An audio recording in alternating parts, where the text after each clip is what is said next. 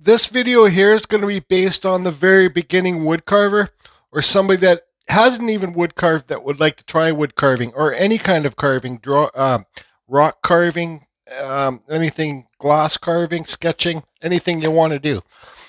So when I'm doing my chainsaw carving, I run the Dremel 4300 without the flex shaft. But when I'm doing smaller carvings with the Dremel, like this piece of cottonwood bark I'm going to carve tomorrow, I like to have the flex shaft. Why do I like to have the flex shaft? Because I'm going to be carving this piece of wood, and I'm going to be carving lots of detail in it. The flex shaft is just like, hold on a second please, it's just like carving with a pen or a pencil, right? So you got this little thing, it's hooked up to your Dremel, and it's just like carving with a pen or a pencil.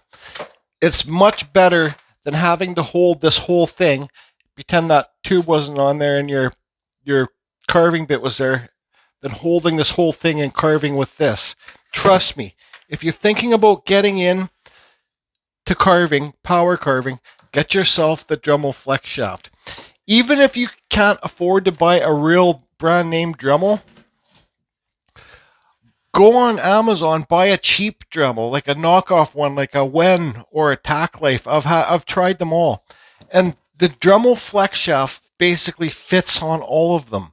So I suggest you buy yourself a Wen or a Tack Life rotary tool and the proper Dremel flex shaft, okay? Because when you get the cheap flex shaft with those rotary tools, the collets are not very good, and well, they just don't lock up very good, and the burrs do not stay inside of the collets, and they always slide out, and they overheat a lot easier than these do, and all that stuff. So I want to say something here real quick. When you buy this flex shaft, you get it like a plastic thing. It will be all coiled. It'll be coiled up like this. You'll get some different things. This is one thing you'll get here, okay? This is the collet that goes on your Dremel itself, all right? This is square drive in here, but even though it's dirty, it's square drive in there, and the inner flex shaft fits inside of this. That's what locks it. So when this spins, it will make this spin too, because there's a shaft on the inside, and it's square, all right? So that's square drive shaft.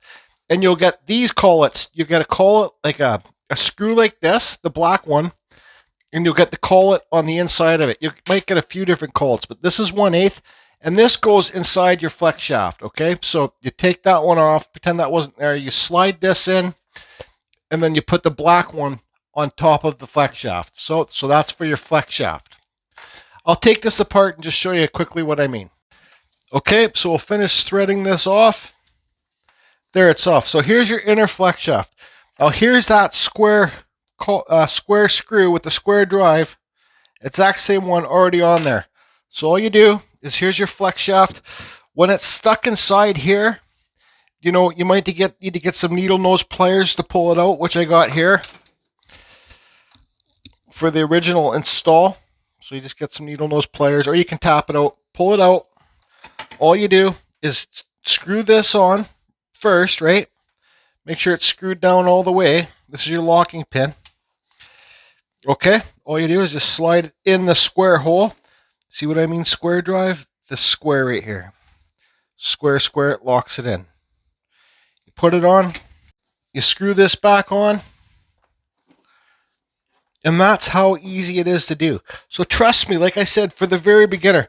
Oh, it also comes with your little wrench. This is your hand piece, right? So you got your locking pin here. So I'm pushing this down, and it's locked in, okay? This is what little wrench just makes it so you can release, pull your collets out, get a new collet, pull it in. When I put my collets in, I push them all the way down, pull it out just a little bit, and then lock it back up. I'm not going to lock it up here, because if you're going to use this Dremel 4000 at full speed, or whatever Dremel you have, and you have this collet sticking way out here like this, there's a good chance it's going to spin so fast you're going to bend it. Okay, so it's not the manufacturer's company. It's not the manufacturer's fault. It's your fault. Push it in, pull it out just a little bit, lock it up, and you're ready to carve. I got so many videos on different carving burrs. This is a Kutzall. I got a Kutzall link listed below. It will take you to the Kutzall site. Use this code CFusion. You'll save yourself 5%. Don't waste your time with all the different Dremel bits and metalworking bits. Get yourself a bit like this. This is a game changer, okay? This is the Kutzall Extreme Flame Burr. They come in many different shapes and sizes. So, but that's not what this video is about. I got lots of videos about different types of burrs. There's Kutzalls, a brand name, and there's Sabertooth, a brand name. And there's also Typhoons. Fordham Tools make the Typhoon. But if you want to become a very beginning carver, or if you want to at least try it, I suggest get yourself the flex shaft. It's a game changer.